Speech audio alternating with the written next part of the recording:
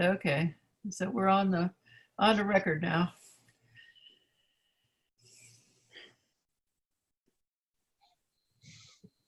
Time to change our attitude. Mhm.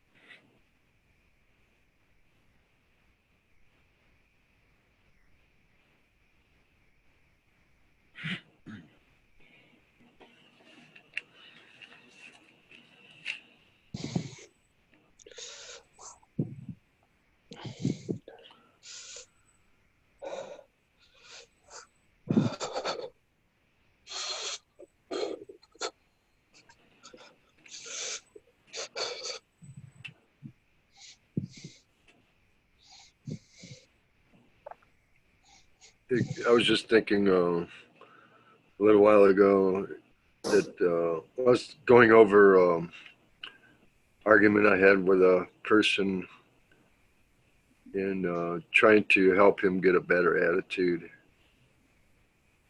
And it occurred to me, not in the conversation with him, but that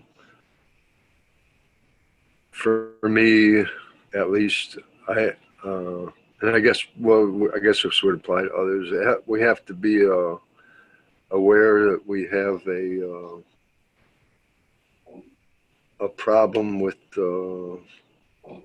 like conceptuality, or that you have to be aware there's a certain falseness to it in order to be aware that something might be able to be done about it.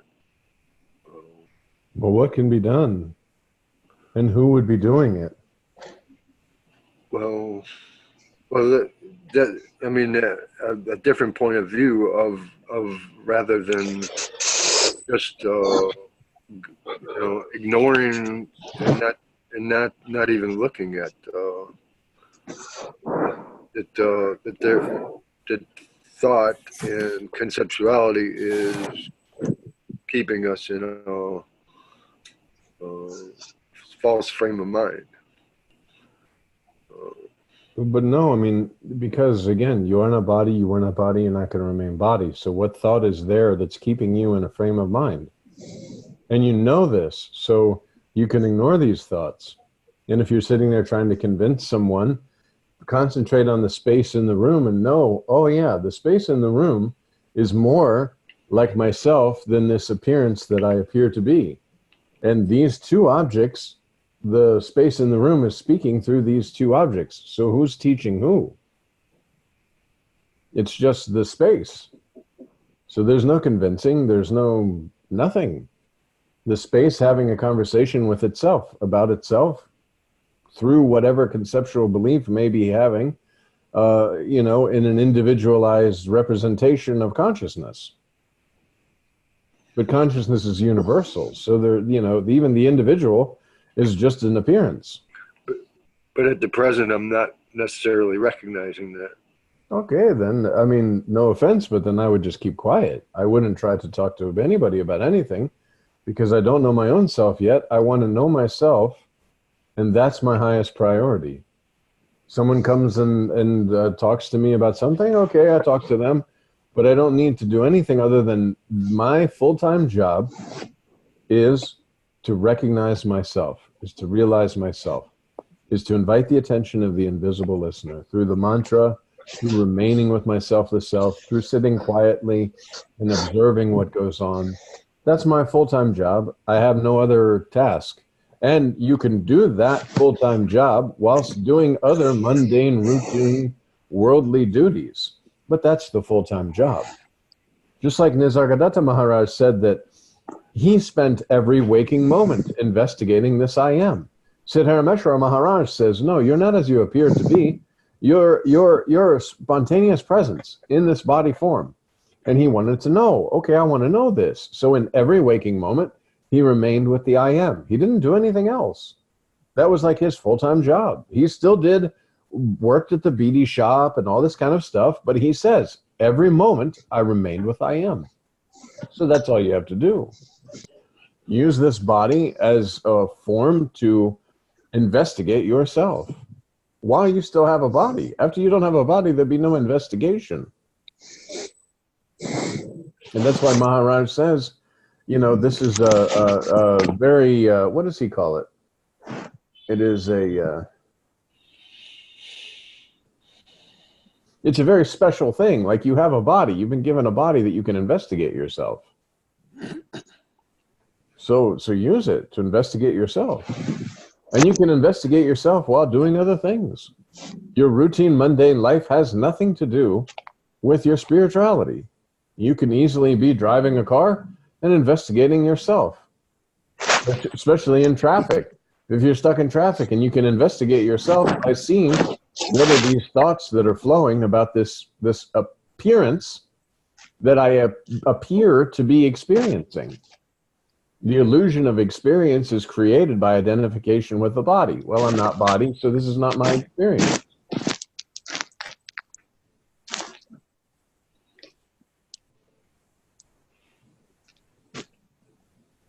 I'm not gonna investigate myself unless I recognize that there's something false about it.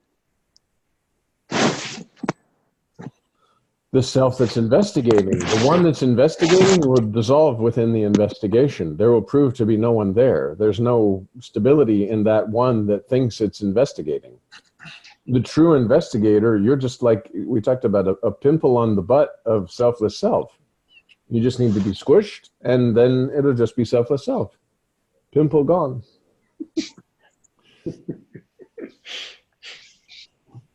You find very nice examples.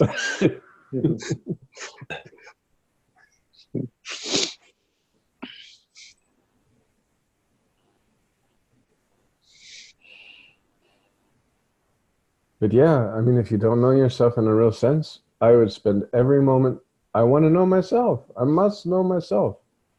I must know myself in this moment. Well, I do that largely, except when I'm distracted, and I can't do two things at once all the time. Well, but you can, because, okay, I think there's an example of, like right now, I'm having a little bit of a cold coming on, and I'm drinking this tea to try and alleviate so I can still keep speaking. But this whole conference or this whole talking is going on inside this state of sickness. When I was at work today, I was doing my job in the state of sickness. I was feeling sick. The body is feeling sick. Therefore, everything is done in this, quote, sick state. So I'm not having to pay attention to that other than the fact that I know I'm sick.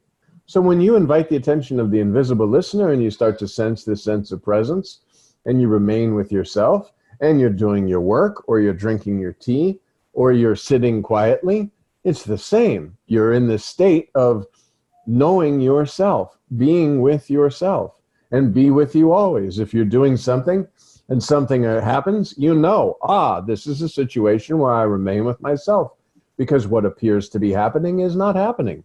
Therefore, it does not need my attention.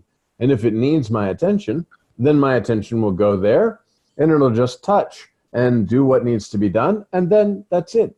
Just like we talked about, the channel surfing. You channel surf, and maybe you can do this to really impress in your mind. You sit there and you watch just like maybe 2 or 3 minutes of a show and surf away. And there's no like, oh, what was going to happen, or I was really involved. Yeah, get really involved and then allow that channel to go, and another channel is there, and another channel, and another channel. And be 100% watching for like 3 minutes, let it go, don't think about it, next one's coming. That's your life. That's spontaneous existence when you're not creating this concept of I'm a body and I have a mind and I'm thinking these thoughts and these thoughts are about me.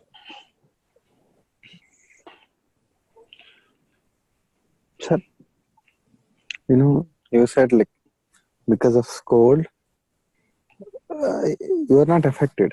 But generally, what happens is cold comes, like it will be blank, or it will be like you can't see any other thing till that cold goes. At least generally, what happens?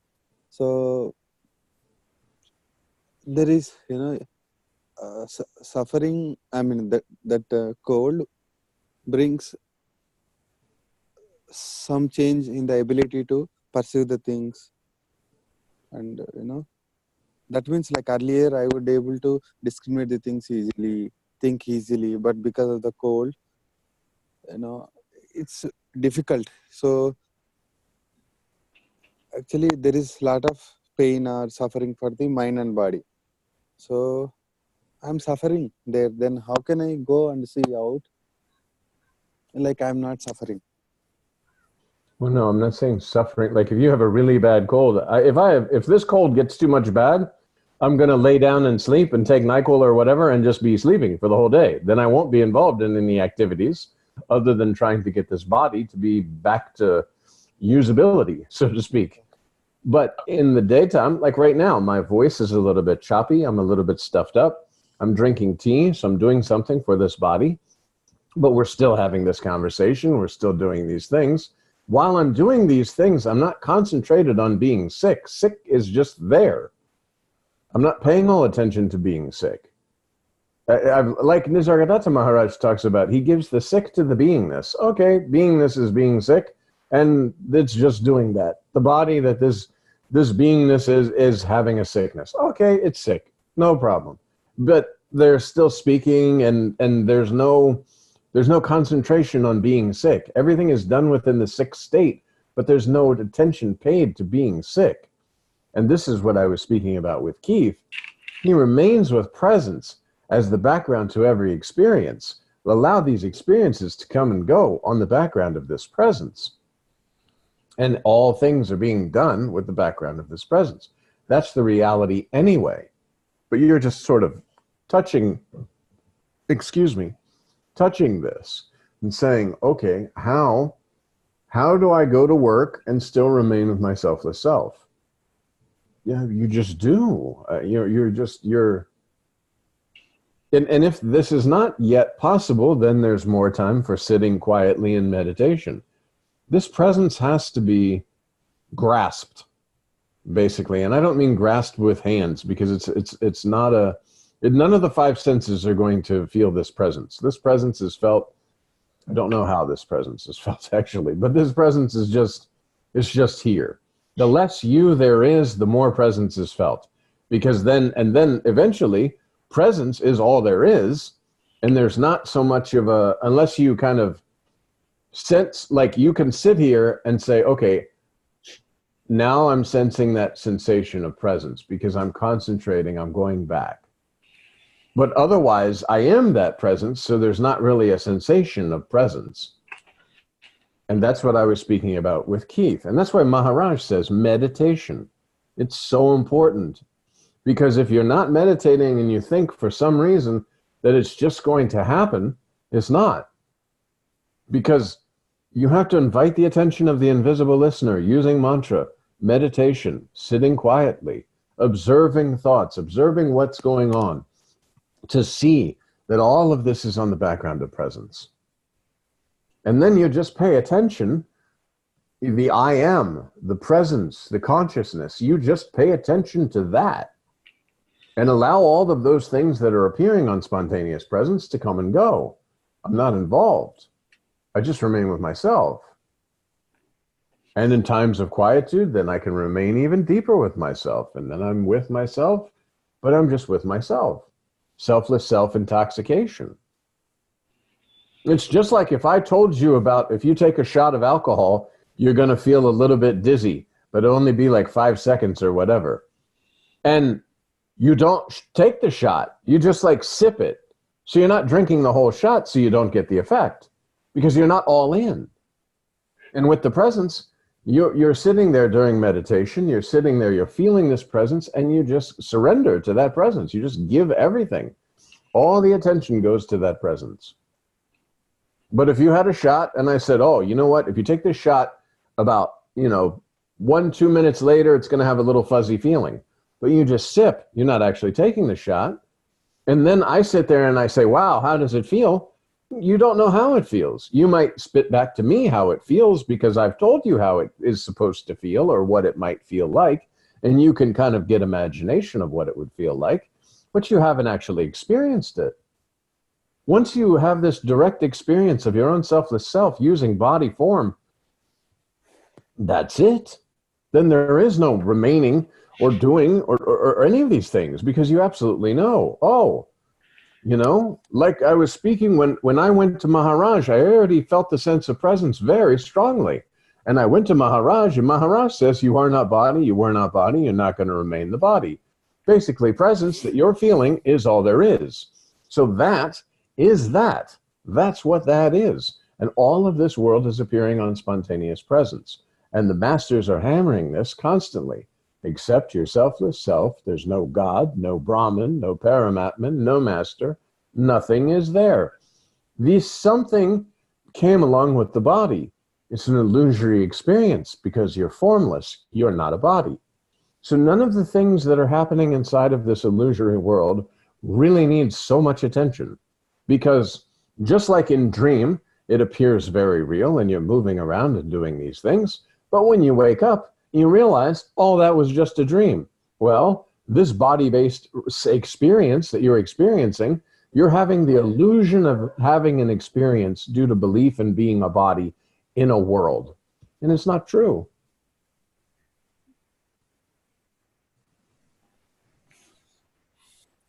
Sir,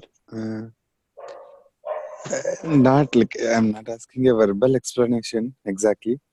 What is the difference between attention, awareness, or beingness?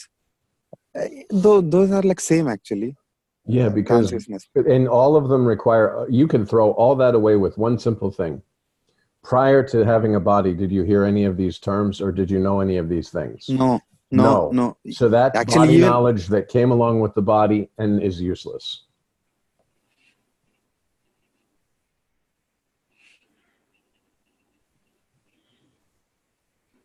No knowledge is knowledge.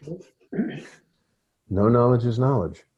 Because all the knowledge that you've acquired using this body. You can automatically say, if I'm not the body, then all the knowledge that this body has acquired is fake notes. Like Maharaj says, it's counterfeit. Everything that I've acquired, everything that I've learned, every experience I've ever had is fake. Because I'm formless. I'm the formlessness. I never was a form. I never will be a form. These forms are appearing and then disappearing inside of that presence that you are. You did not know yourself. Now you know yourself. The sense of existence projects a dream world, but we call it the waking world. And then we try to figure out how to get out of this waking world. Well, you're not in the waking world, so you don't have to get out of it. Very simple. And that's the truth. That's why your mind stops, because the mind is like, what can it say? You no longer have the belief that you're a body in a world. And see, right now, because there is the belief that you're a body in a world, you're afraid to give up completely this mind, because what happens? Am I like a guy in a wheelchair sitting in a corner staring at the walls, drooling? What happens when I give up this mind? But this mind is not true. And that's the truth. And once you recognize this and live this truth and give full devotion to your selfless self and Satguru, then you're living that reality. There's no longer this concept of is it or is it not. It's everything's gone. Spontaneous existence, because there's no you. There's no you that can sit here and say, what happens if I let go? Let go of what?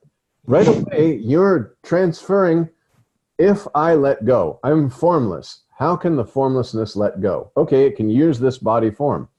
Yeah, so this body is an instrument. It's not me. And when it can no longer sustain this presence, okay, Presence still is, because presence clicked with the body, and when the body can no longer sustain the presence, presence still is, but it doesn't have an instrument of knowing itself anymore. But of course it's there. Because again, birth is the appearance of I am. That appeared to you. And then so-called death is the disappearance of I am, because this body form is no longer able to sustain this. But you're always here. Whether you're clicking with the body or not, you're here. This is you. So, but you can't be, it can't be described. We say consciousness or absolute or any of these things, because it's the, after everything is discarded, you're still there, because all these things began with you. You're the source of this entire existence. There's nothing else. And all the things that seem to appear are not. Everything that is perceived is absolutely illusion. Because again, we could say, like if this was a video game and there's some 12-year-old kid sitting at home operating me and moving this body and speaking and all this, that's then I'm worried about what's happening to me. But I'm just a character. There's no, and that you are is not experiencing you. That's why I believe Nisargadatta Maharaj says, you think God knows you? God doesn't even know itself. So God doesn't know you because there's nothing to know. You're like a momentary something in the absolute that you are. But none of this is true. You're formless, and all the body-based experiences are nothing. All the body knowledge acquired from this body is nothing. And then what are you going to think about now in your formlessness? What is there to think about in the formless state?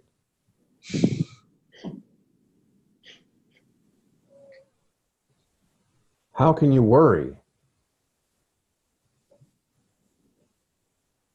And see, your life is just progressing as it is. I can't explain that either, because it's just like you're participating as needed, but you're no longer so concerned with, this is a life that I must live and I must have to keep growing.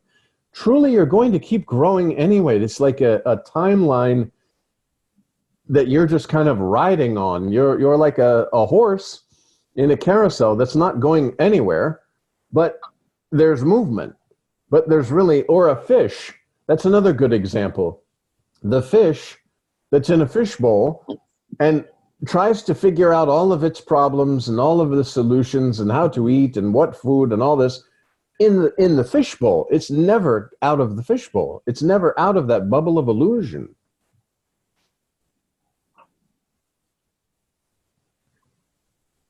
And all the trying to figure it out is within the bubble of illusion. And once you break free of this pressure of I am a body, then the bubble of illusion, that's your own self. It's like a reflection in the mirror now. This is the bubble of illusion. Okay, it's illusion. And while I'm here, let's have a good time. Let's enjoy. Let's do these things. There's tea here. Okay, we can drink tea. We can have water. And we have all these different things that you can experience. But it's not true. It's just this creation of the illusion of experience because of this body. But now you can use this body without being attached to this body, knowing that all these body forms are your own self, like your entire family is you. The body factory has produced from the 5 elements a whole bunch of little empty shells, and you're animating everything. Sir, you are saying you are animated, everything means beingness. Presence is actually, I'm presence, everything is appearing. But, I'm related to something because I'm believing that something as myself. But that is through mind. So that is I am not. So if this mind, body is not I am. So like so far I have taken myself as experience or whatever is appearing on presence, that as myself. So you are constantly saying that I am not that. Correct. Yeah. You're I'm the not an presence. appearance. You're the presence. Yeah. And even I'm that is not exactly correct because you're the knower of this presence. But you are saying earlier that knower doesn't know that he is even existing. That Correct. you are saying, like, Correct. then where does all this seeking, understanding lead? Is it nowhere actually? So Nowhere. in a way, nothing is existing or nothing is happening actually. It's like pure illusion. But when you know yourself, the seeking, I think, is so that when you know yourself in a real sense, you no longer play in the illusion as something. Now you're just here. It's just a play, but you're not actually, like Maharaj says, you're King Lear for 4 hours. You're on the stage, but you don't come home and demand your dinner or try to cut people's heads off or anything like this. You understand? Because you know it's just a role. This body form that I seemingly have here. It has nothing to do with me. There's no mind flow. Literally, the mind flow is what makes you believe that you're an individual. Because you believe that you're an individual, and this pressure of thoughts and thinking all comes in to keep you kind of limited. But you're unlimited. And when you're not thinking about yourself because there's nothing to think about, then you're absolutely unlimited. I know that the presence is in this body form, but I can look at these hands and not even identify that these hands are my hands. It's like, okay, you can look or whatever, you pick things up and do them. So you're moving this, but it's not so much like you're confined to anything. There's no limit. You identify, like Maharaj says, if at all you want to compare yourself to space or sky. And then anytime you're having a thought, oh, what to do about this situation that's happening in my life? Oh, Yes. but space or sky doesn't have this experience. As a matter of fact, this experience is occurring within the space. And let's say I'm having trouble with an associate at work, but the space is not disturbed by this. So then I come and I transfer myself in a knowingness that I'm the space. So the space is not having this issue or this problem. Then I'm free from all the thought train, and I can just speak and act in the moment in reality, rather than trying to create this illusory something in my mind. Many times, let's say somebody cursed you, very heavily cursed you, and you're thinking about this person, and the next time you see this person, it runs through, because you've probably had a quarrel inside your own head about what to say and how to react and what to do. So when you come to this person, they may even say, I'm sorry, and you'll feel let down because you've already played it. You've sat with imagination, creating imaginary worlds over and over and over, and it's not needed. And when you don't have this self-consciousness, this identification with an individualized consciousness, and you just know that everything that I'm seeing is within this consciousness that I am, like a dream. But this body's not the dreamer. That you are, prior to knowing your existence, is the, quote, dreamer, and is absolutely uninvolved in anything to do with the dream.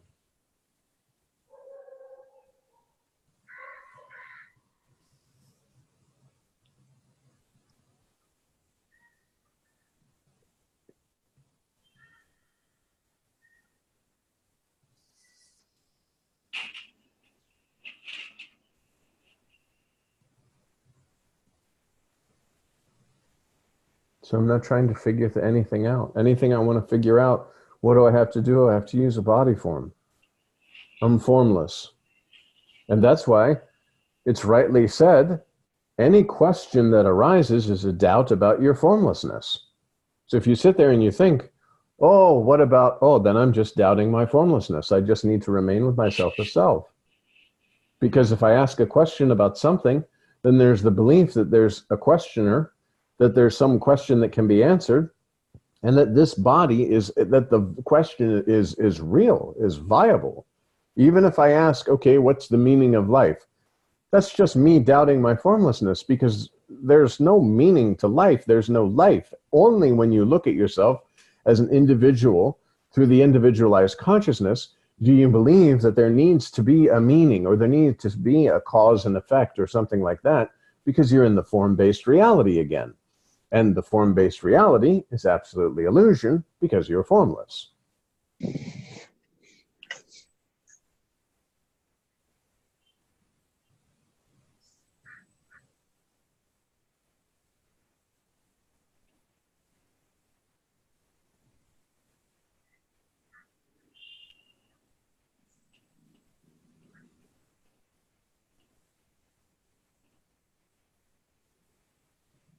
So decisions happen spontaneously without deliberation, or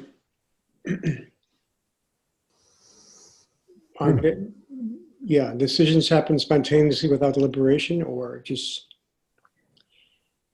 because sometimes I find myself, for instance, trying to, you know, plan ahead, or what should I do, you know, like in this case or that case, and so forth and so forth. And, you know, like you say, it's all body based, because formlessness doesn't think at all about those sorts of things. Correct. Yeah. Everything is my thought. Everything is my thought. Correct. Yeah. And well, see, going back to even the religion, thy will be done. You say, okay, if you say to everything, thy will be done, then you accept whatever's happening as that's thy will be done. Therefore, your mind does not try and comment about it being different from what it is. And so there really is no decision, or there is no, there's an activity in the moment spontaneously with no cause or effect or result desired. It's just happening. And now and I will say, when was the last time I said, I can't remember, but there was a time where I said, you know what, Master, I don't know what to do. I'm keeping quiet. That's the only thing I know. If I come to I know what it was. It was whether to go to CarMax or whether to go to this other dealership, because the other dealership accepted credit card as a down payment. And I had it in my mind that, I could put more credit on the credit card to get the car payment down lower. Stupid idea. But when CarMax said they didn't accept credit cards right away, there was something in me that said, then I'm going to go and find somebody who does. So I did. But as I'm driving up to see my son, I said, well, just because they accept credit cards doesn't necessarily mean that it's good. So I had bhajans going, and I did. I said, okay, Master, I follow your lead. I know this body's going to do what it does, so I don't think one more thought about this thing. All of it's happening spontaneously. I got involved in thinking about this whole thing and I don't. And when I walked into CarMax, I did wind up going to CarMax. I walked in, and immediately then it was back to that. Okay, the salesman is my own selfless self. All of this is occurring within inside myself. There's no fear about being ripped off or any of these things. And it was a beautiful experience because there wasn't me trying to do anything. It was like, like they talk about a surrender, like a fish just swimming in the stream. It's just natural. There's no real need to surrender. It's just a natural flow. And so being in this environment and all these things occurring, there was no pressure. There was no what to do or this and that. But yes, I did stop and say, and I have done this previously before too. I say, Master, I'll look at Maharaj's picture even here. And I'll say, many times I just say, thank you, Master. Thank you, thank you, thank you. But there are times when I'll just sit and I'll say, you know what, Master, I don't know what to do. I know you do. And there's no me, only you. And then surrender in that way. And this is a way, if you're talking about decision. Yeah, sometimes because of my, identification with the body, I may surrender it and put it into to the master's hands completely and for a while, but then I kind of pick it up again. You know, so basically, you know, it's just the need for more meditation and, you know, mantra and so forth. For me personally, I find the thing that helps me the most is meditation, actually. Yeah. You know, just really, the bhajans are good and the mantra too, but doing the meditation is really very important for me at this still. I love to do it actually. And sometimes it's hard to sit down and do it, but then all of a sudden it kind of like is an opening. And, you know, like this morning, you know, I listened to a little bit of Maharaj when he says that what you see is illusion, but that which sees is reality. And it just really clicked very powerfully, you know, just the whole thing of, yeah, stay with the seer, you know, stay with that presence that's actually there. And, you know, it's just really quite nice, actually. And there was a feeling of, you know, just the idea that that's me, or, you know, like that's not Andrew, but that's just my truth or my reality. That's all there is. Yeah. Mm-hmm. That presence pervades everything and moves everything around, and all, just like in a dream, the dream consciousness moves everything around. There's speaking and all of that, but that's all there is. And there's no, you are ultimate truth, you know? And when you start identifying more and more with this presence, then that's it. And presence, when you invite the attention of the invisible listener, and your only observation is I am, or presence, and you're not really observing actively, it's just that's what's here. And you know that all of this is occurring within that, and that even this body form is within that, and that you are.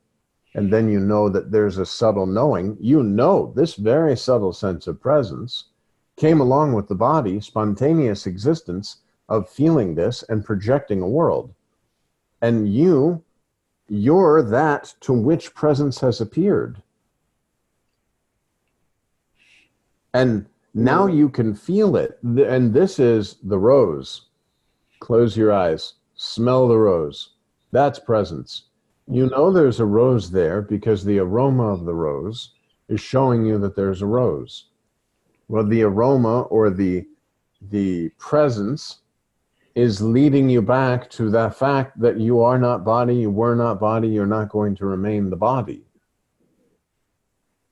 And there's nothing. There's really, all of these body-based experiences are occurring within that presence, within that span of I exist. And there's not.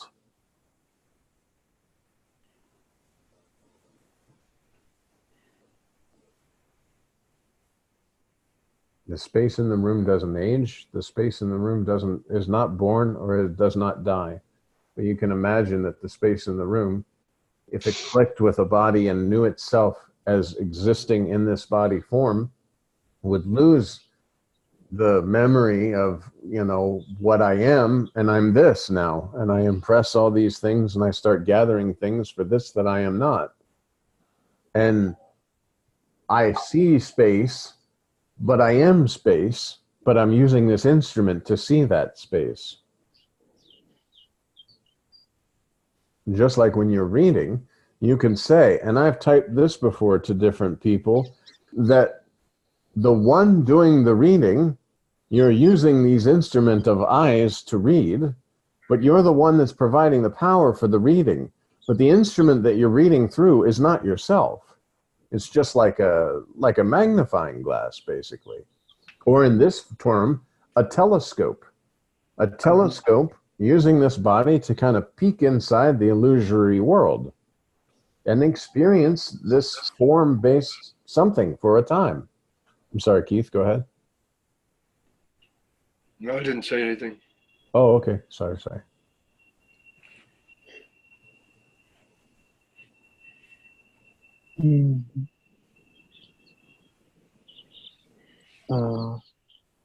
Sir, if, if you say I is the witnesser of the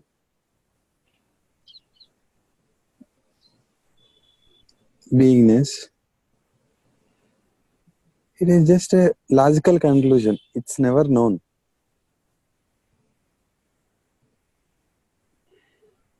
Isn't it?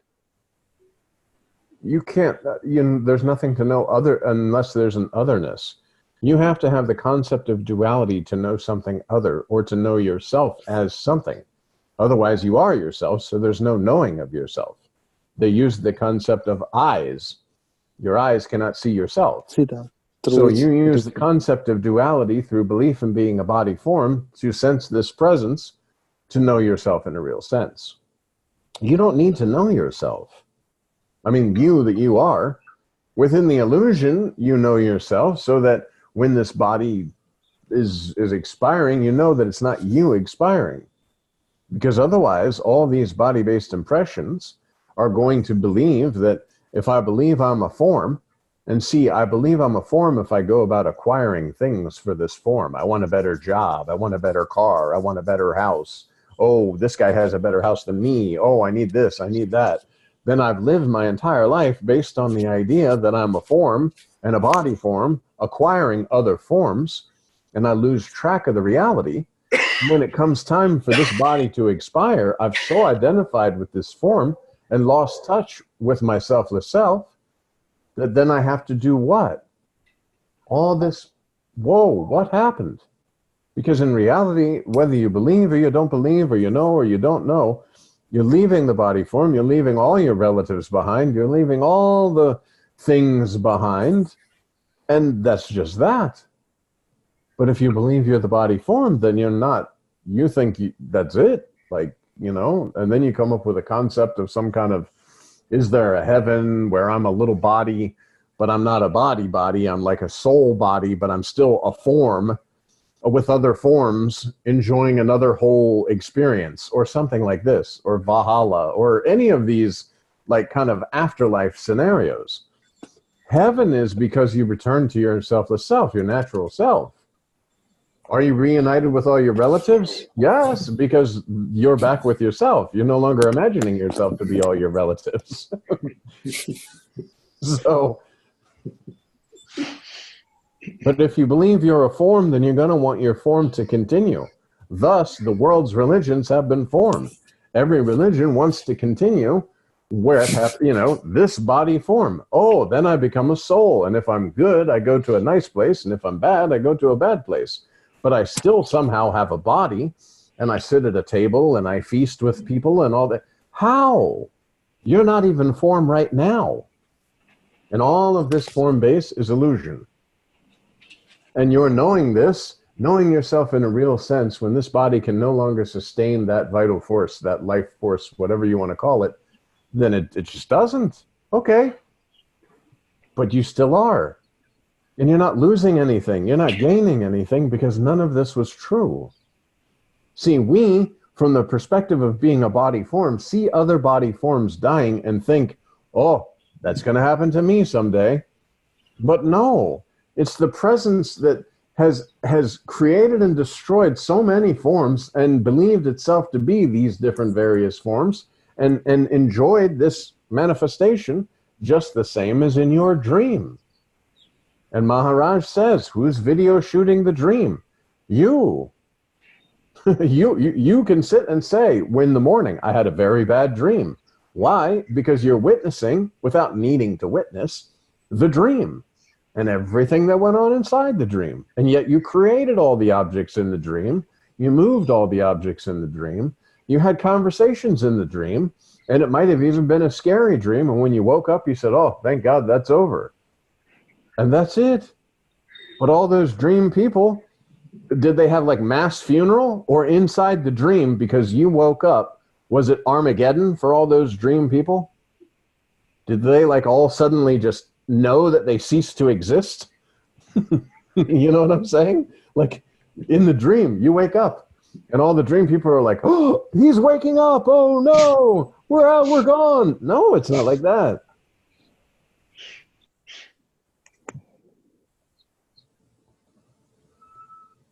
It really is nothing. And that's why when you make it into something by thinking that these thoughts about nothing and creating a something out of nothing, and then you disturb yourself with these thoughts about nothing that you've created to become something, why? Remain with yourself as self, be with you always, allow things to come and go, and know that they're coming and going on spontaneous presence.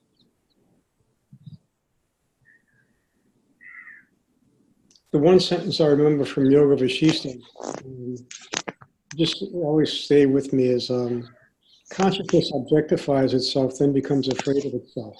Yeah. Yep. Sir, one question, sir. Yes, yes. Like whatever is being experienced now or whatever is appearing, the nature of it is coming and going. Yes. Okay. But why is I or self is like kind of eternal? Why that attribute is, or that statement is valid in the case of true, or I mean the source of everything? How come it is ever existent? Or how come it's, I don't know. I mean, you know it's ever existence because, again, this I am has appeared. This sense of presence appeared to you who didn't, or the sense of existence, let's use that rather than presence. The sense of existence has appeared to that existed but did not know that it existed. And from this sense of existence then came this consciousness and this whole dream world and waking world and experiencing and all of that. But you did not know that you existed. There's nothing other. There's no nothing. And then the sense of existence came and it projected all of this. And that's how you know. That's why Maharaj uses the example, knock, knock on the door. Nobody is there. But somebody had to be there to say nobody's there. This I am, this sense of existence, this presence, there had to be something there for that first experience, which created the Maya, the original thought, I exist. Well, who had that thought? That you are. There's nothing but that. So all of this came along with an illusory concept of I exist. Yes, you exist, but the sense of existence was not known. Didn't need to be known because there was nothing other. The sense of existence mixed and projected this whole world, just like when you lay down at night, you start to sleep, and then you go into a nice sleep, and the sense of existence suddenly tinges, and boom, a dream world is projected. And it's animated, and it has the sun, and the moon, and the river, and all the people, and it might have kids playing in the park, but none of it's actually occurring. You're witnessing this projection, and sometimes you're actually in this projection, moving about and believing it's real. And that's sort of a snippet of what you've done with this body-based reality that you're experiencing. There's no experience, no experiencer. Because you are not body, you were not body, you're not going to remain the body. All of the things that appear to be happening are not. They're in the form-based illusion. I keep saying form-based reality because within the form, then you say, okay, it's reality because I'm hitting this table. And that's where it gets very confusing. Like, well, if this is a dream, I'm hitting this table, everything seems solid, and there's laws and all this. Yes, but you're just missing a little bit. You're formless. So all of these laws and all of these things are occurring in this form-based nothingness, or inside the nothingness that you are, this appearance of somethingness. Within this somethingness, somebody just said the other day, like, well, the brain sustains consciousness and all of this. Okay, that's very lovely, but the brain is an appearance that came along with the appearance of body within the formlessness that you are. So, and that's why you don't want to get caught up, like Maharaj says, don't get hung up on the spiritual words. Because when you start to look for, is this true, is that true, None of it is true because it all came along with this body knowledge. The only thing that is true is when you begin, like you said, this spiritual search. I am a body form who wants to know myself in a true sense. I start to see gurus. I start to hear the good news that I'm not body. I start to hear the good news that there's presence. And then I start to investigate myself. And then it's finished. Then I don't need anything more. I just begin to investigate this sense of presence, this I am. And Nisargadatta Maharaj says, you need nothing but remain with the I am. It'll pull you in and reveal its secrets. And that's true. You invite the attention of the invisible listener. And that's all you can do. And you're using this body form to do it, and you're not really even the doer of that because it's occurring within the form-based movements, and you're formless. But that's kind of the game, I guess, whatever you want to call it.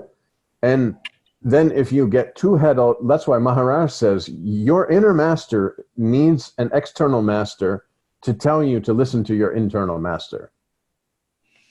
And the external master is projected. Eklava is the example he uses. Your internal master is projected on this statue and telling you how to aim, how to do this, how to do that. You're taking instructions from the external master. Now, in the story, they use the example so strongly so you know the statue's not alive. You know, some people may say, like, if you go to a guru, that the guru is actually a living person. But the guru in reality is just the same as the statue. It's your own inner master that is projecting all of this. And then your inner master, as this external master, because you believe yourself to be a body, says, you are not body, you were not body, you're not going to remain the body. The presence that's speaking to you in this body form is the same presence that's in that body form. And that's it. It's finished. Now it's your, quote, responsibility to remain with mantra, meditation, to really know yourself. So that way then if somebody says, you know what, all this Advaita, all this duality is so stupid, you're a non-dual nutcase, but you know yourself in a real sense. Okay, you say what you like. Okay, I'm okay. I remain with myself with self. Somebody abuse you. Okay, it's nice. I remain with myself with self. I know that there's nothing other than this selfless self. I have that spontaneous conviction that, oh, so that I am that. And that is all there is. So all of these things that appear to be happening, don't disturb because they're all occurring within that. And that I am.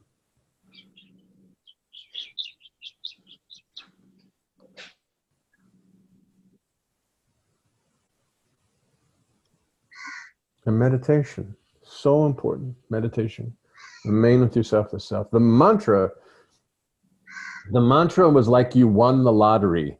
You're the richest person in the world. You have won the lottery that says you have acquired all the wealth of the 10 most wealthy people in this world. It's yours. And if you don't, you know, say like the value of this mantra is better than gold. It's better than they could, right now they could say, okay, you could be the dictator of the entire world or have this mantra. Mantra, it's the reality. The dictator of the world is in the illusion. What do I care about that? Mantra has a gift.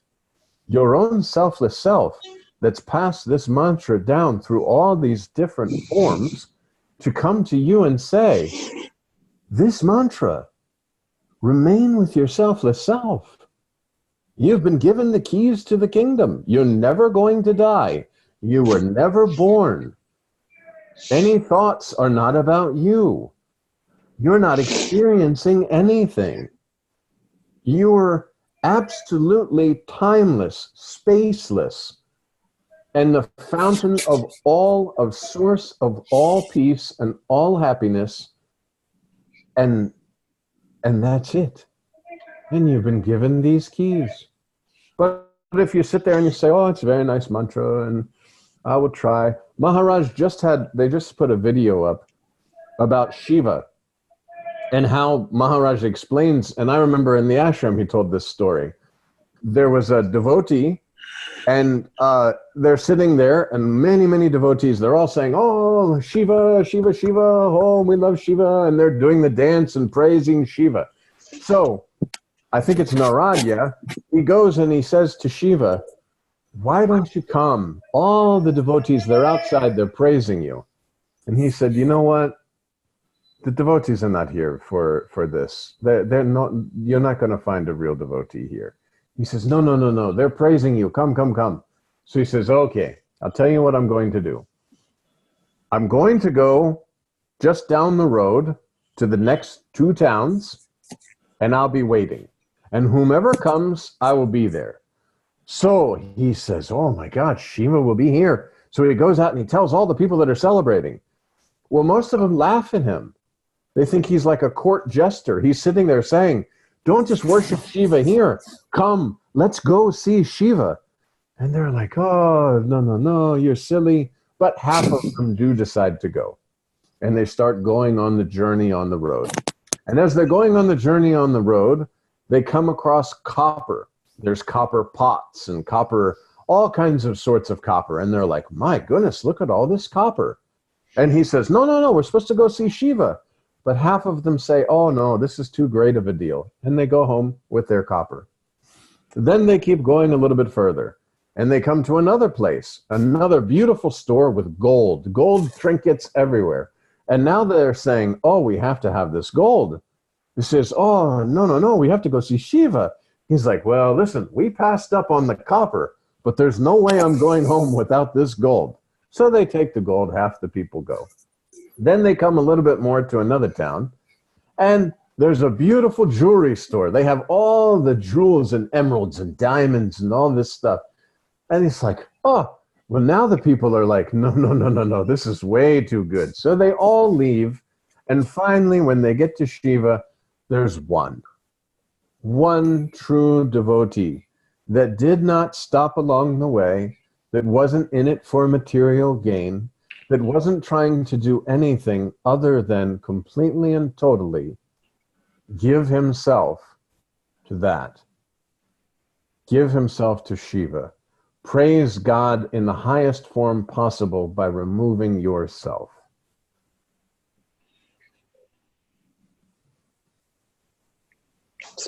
It's like dance, do not take the touch. Exactly. You know, St. John of the Cross uses the image of a moth that flies into the flame of a candle and just is incinerated.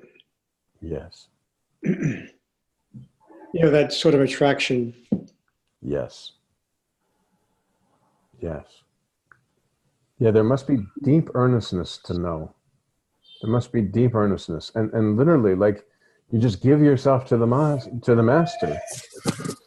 You know, I think I told you, when I used to have the long hair and all this kind of stuff, and I told my boss, I said, listen, I'm going to India to meet this guru, and I may come back and they shave my head. Because I'd seen, like, on YouTube videos and stuff, that people would travel to India and they shave your head as part of the initiation to be, like, with the master. And I'd seen this, like Muji, he shaves people's heads, and different various guys. So I told my boss, there's a very high chance that I will come back from India with my head shaved. And he said, oh, don't be ridiculous. No, but I had committed to myself, whatever needs to be done. I am laying at the feet of my master. If he shaves my head, he shaves my head. Whatever the initiation is, I'm here. I'm done, you understand? If I burst into flames in that moment, I'm okay with that, because I'm coming to see that sense of presence that I have come to understand as my own understanding of that God, Brahman, Paramatman, Master, that in form, this formless presence, I'm surrendering everything, whatever. And luckily, it was a good, you know, it wasn't some scam guy who said, well, go ahead and give me your house and your cars and your clothes and all this, because I would have. You understand? I was so like, I'm done. But luckily, Maharaj is a true master. And that was, you know, the surrender, but it was so, there was this burning desire to just give. And I wrote in the journal, whatever is left of me, whatever may be there of me, I leave at your feet. I'm coming to India to leave whatever is left of me at your feet. And that's the truth. That's the absolute, that's like, and that's why the pictures of the master, you know, in the bedroom going to bed at night, I bow to each and every one of those pictures of those masters, because in the presence that I am in that body form, passed on the knowledge that I am not body, I was not body, and I'm not going to remain the body. And that is like the highest knowledge, the highest. And I am so grateful. And that's why, you know, devotion, selfless self-devotion, it wells up. It expands in a way that constantly listening to bhajans and bowing to the masters. And then when somebody, like Keith was saying, when somebody comes and they talk about some situation that might be going on in their life, I'm not sitting there trying to do anything. I'm just available. And I bring whatever happens to be in that moment with that. But see, I don't look at them as someone separate that I'm helping. I absolutely know that this is my own self, basically. And I just need to be human, basically, with them. Sit and listen, maybe something. I don't know. You know, cry with them if they want to cry. Sit and just be there. There's no need to sit because just the presence to presence, the understanding, the deepening, it's felt in both body forms, whether that one understands it or not. And there's no need to go into a long explanation of something. The more you know yourself in a real sense, the more human you can actually be. You're no longer afraid of the human experience because it just is that. It's the human experience, and I'm not human.